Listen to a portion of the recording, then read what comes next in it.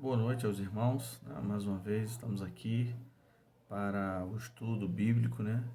E dessa feita o livro de Eclesiastes que vamos estudar. Como eu tenho falado, né? Não estudamos o livro todo aqui nesse vídeo, mas nós pegamos alguns pontos, alguns comentários sobre cada livro da Bíblia e agora chegamos em Eclesiastes, né?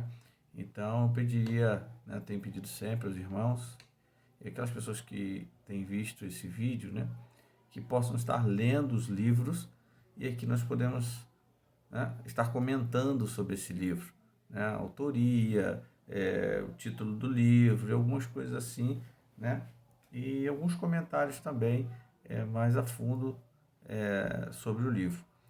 Boa noite a todos, a paz do Senhor Jesus. Vamos ter uma palavra de oração antes de tudo, né?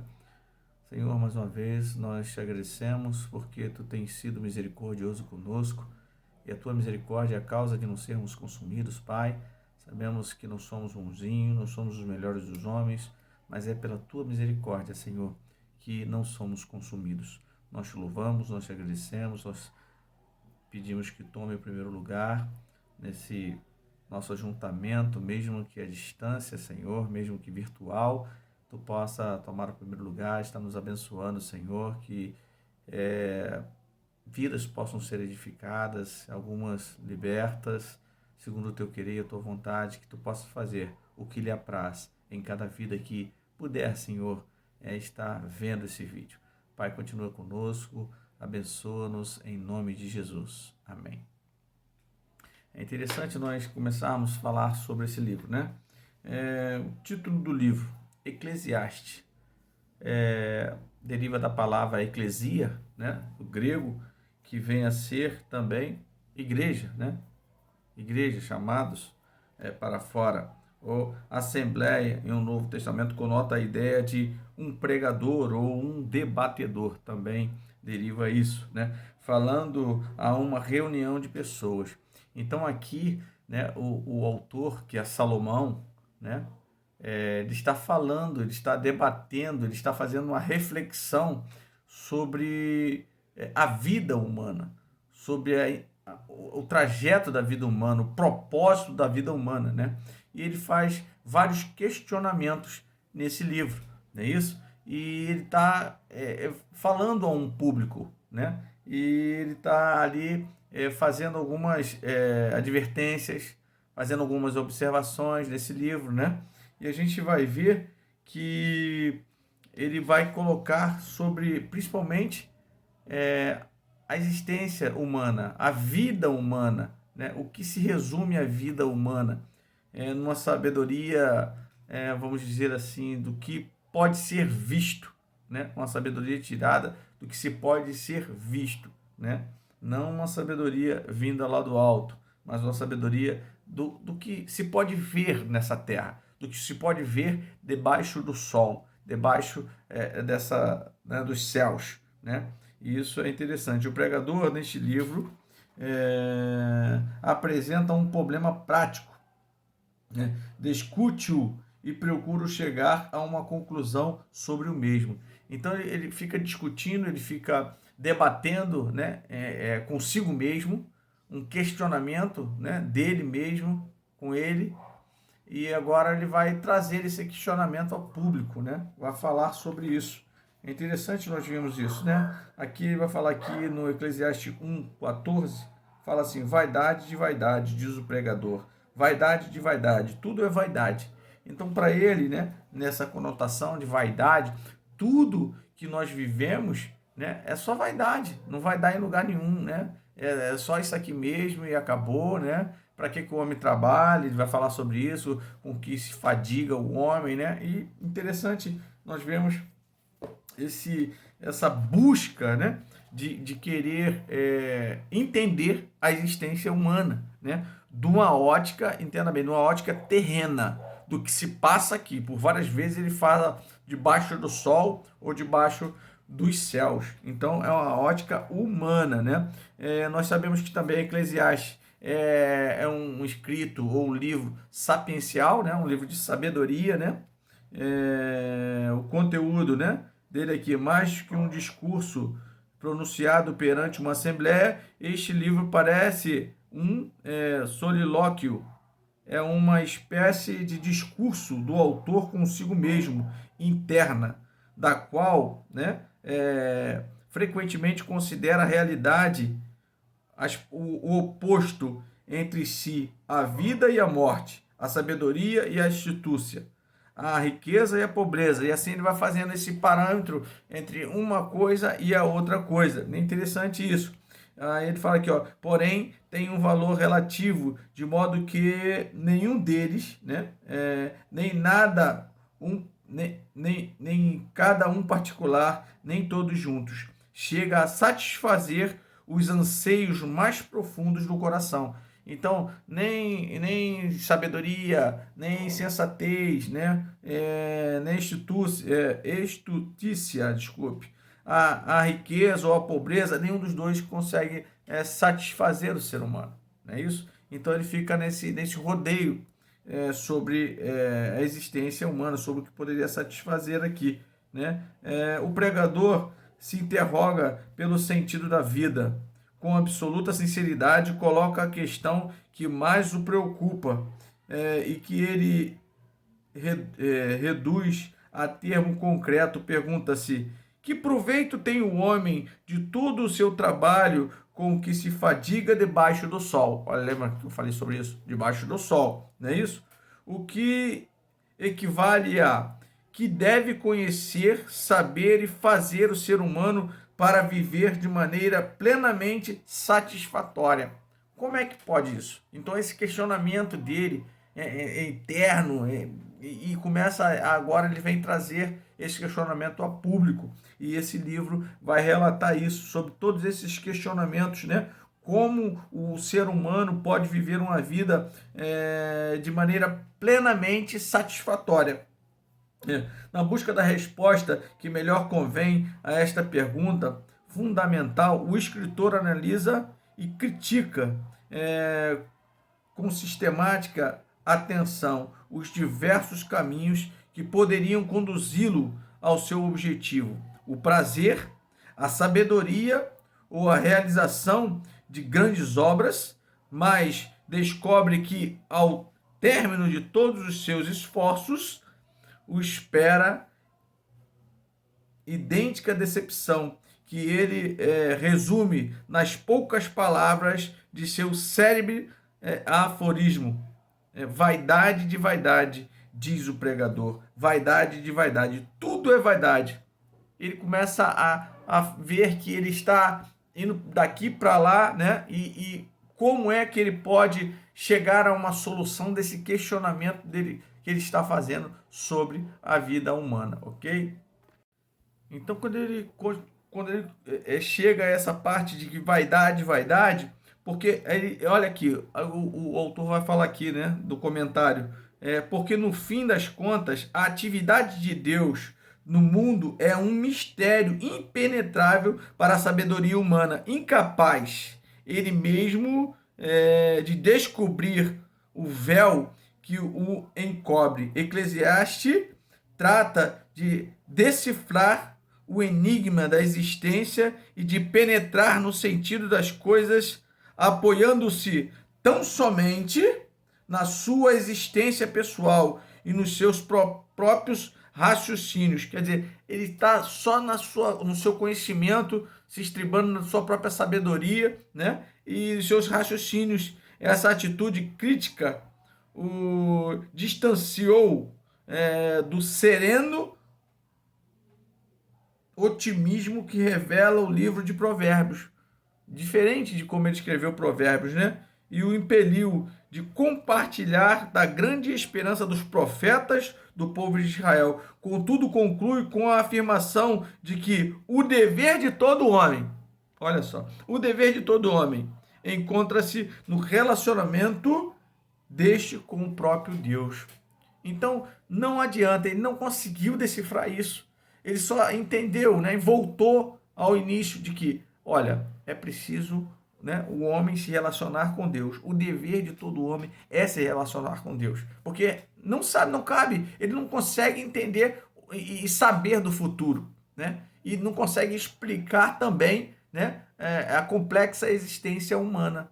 né? Debaixo, eu volto a falar, debaixo dos céus, debaixo do sol, né? Os propósitos da vida terrena, ele não consegue decifrar, né? Mas aqui na revistinha também, o comentarista vai falar que nós não podemos levar em conta o livro de Eclesiastes sem considerar também, né, o que as promessas, os propósitos, né, o conteúdo do Novo Testamento, né, que nós nos baseamos nos dias atuais, né? Porque se o leitor ele parar em Eclesiastes, né,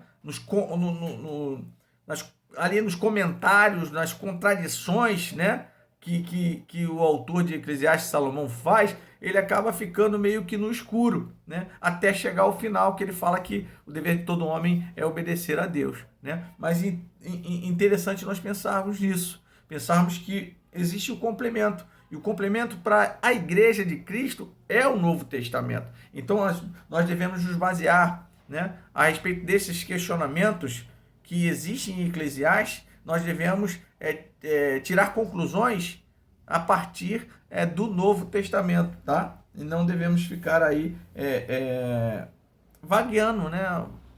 Sem ter uma conclusão, né, do livro de Eclesiastes, né?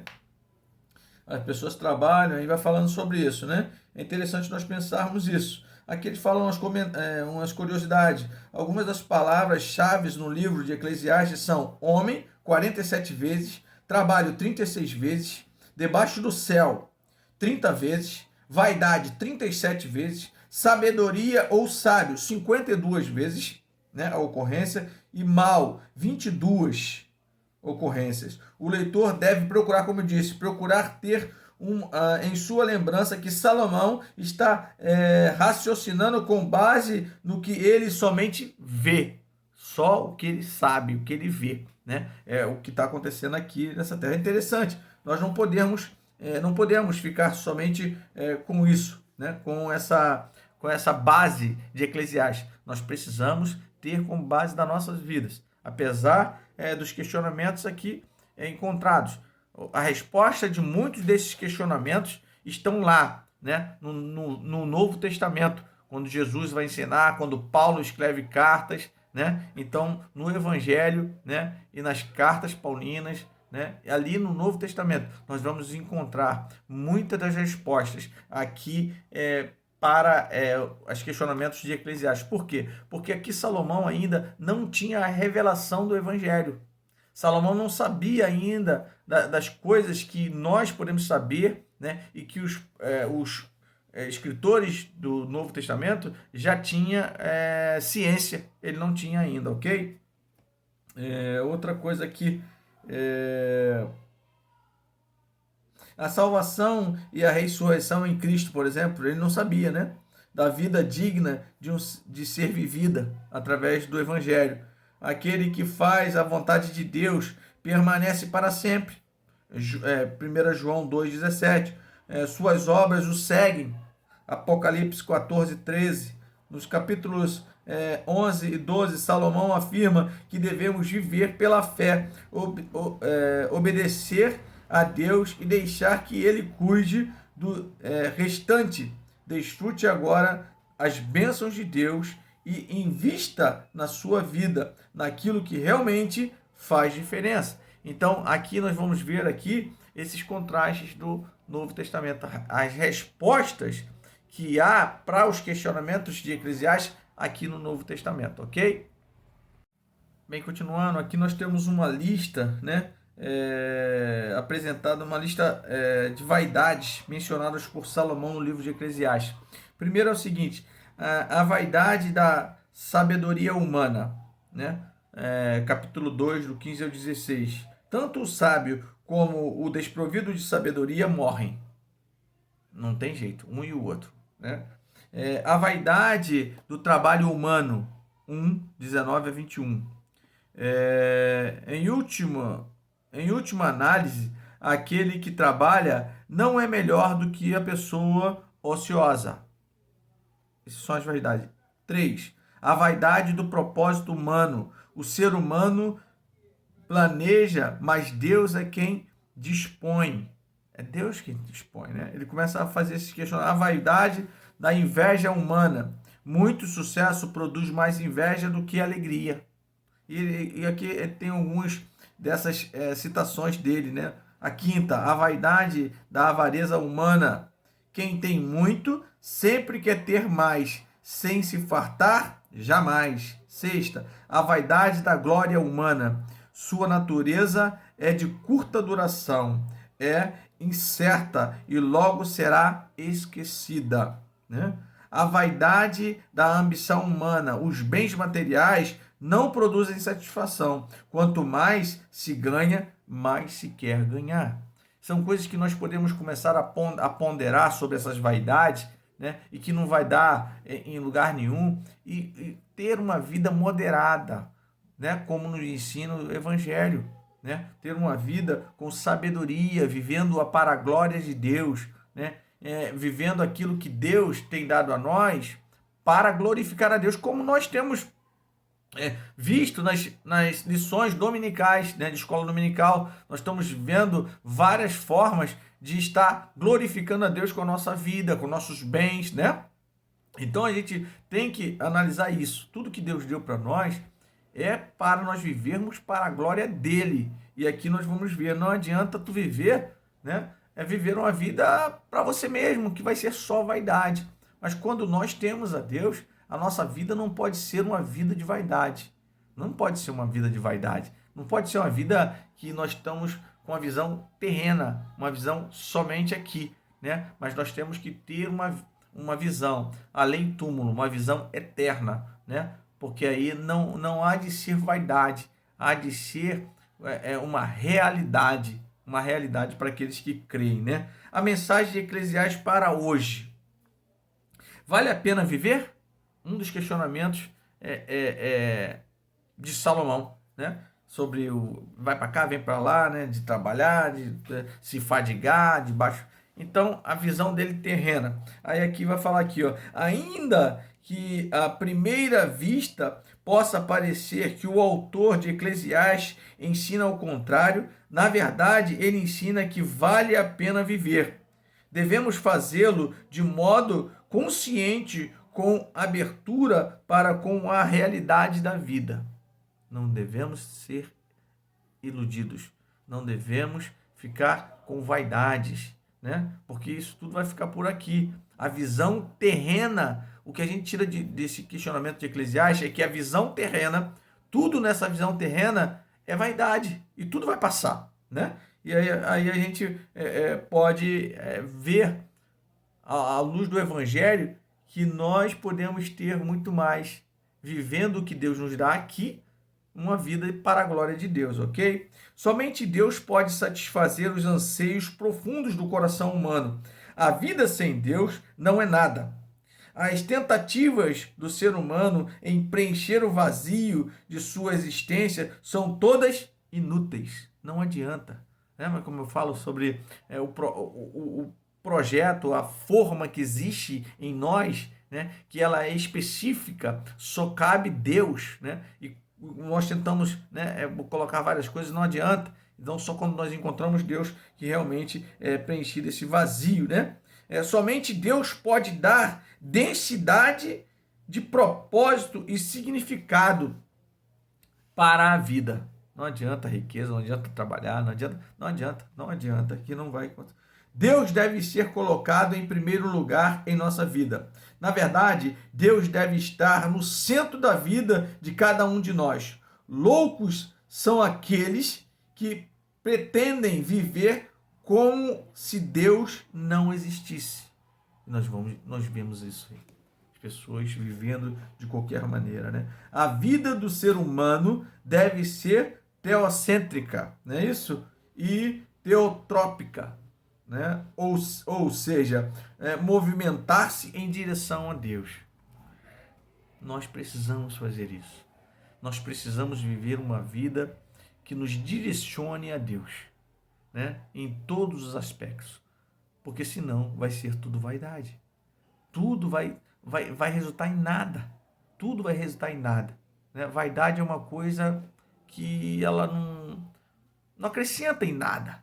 Não acrescenta em nada. É uma coisa que você tem dentro de você e que realmente não tem valor algum, né? Então que nós, cada um de nós, possamos estar buscando viver uma vida para a glória de Deus, buscando ter Deus como o centro da nossa vida, buscando ter nossa vida em direção a Deus, buscando sempre querer mais de Deus, ser preenchidos por Deus, porque nada, na verdade, irmãos, nada, amigos, vai nos preencher. Sempre vai existir o vazio dentro de nós, se nós não estivermos vivendo a vida com Deus no centro, ou cristocêntrica, né? Ou em direção a Deus, como nós ouvimos aqui. E Salomão, ele tem esse questionamento somente da vida terrena, porque ele ainda não tinha, né, a consciência, né, do Evangelho. Ele não tinha o conhecimento ainda do Evangelho de Cristo Jesus, né? Desse Evangelho que nos traz vida e vida em abundância. Que Deus nos abençoe, né? Que esse vídeo possa estar edificando as nossas vidas e que possamos realmente entender o verdadeiro propósito da vida, né? Se nós formos olhar nessa vida somente nesse plano, nós somos os mais miseráveis dos homens. Mas que nós possamos estar sempre, né, com fé, né, nas promessas do Senhor para cada um de nós. Deus abençoe a todos e tenha uma boa noite e até um próximo vídeo, né? Ou nos encontrarmos na casa de oração em Ramos, se Deus quiser, no próximo domingo, ok? Que Deus nos abençoe e até domingo. Bem, irmãos, agora eu vou ficar aguardando os comentários dos irmãos, né? E como eu disse, né? Com muita alegria que nós podemos falar que no domingo, né? Para os membros, às 9 horas, nós vamos abrir a casa de oração, né? A casa de oração vai estar aberta ali para a ceia do Senhor. Às 10 horas, nós vamos estar lá reunidos para a escola dominical, né? E à noite nós vamos estar lá, se Deus assim nos permitir também, para o culto de evangelização, de adoração, de louvor a Deus, às 19 horas, ok? Então, Deus nos abençoe e que os irmãos possam todos estarem motivados pelo Espírito Santo para podermos juntos estarmos ali, para adorar, para bendizer o nome do Senhor, porque Ele é digno de toda a honra, toda a glória e todo louvor. Como eu disse, na terça-feira, né? Bendizei a minha alma ao Senhor e não se esqueça de nenhum dos seus benefícios. Agora nós vamos poder abrir a casa de oração e podermos juntos, em comunhão, pessoalmente, né?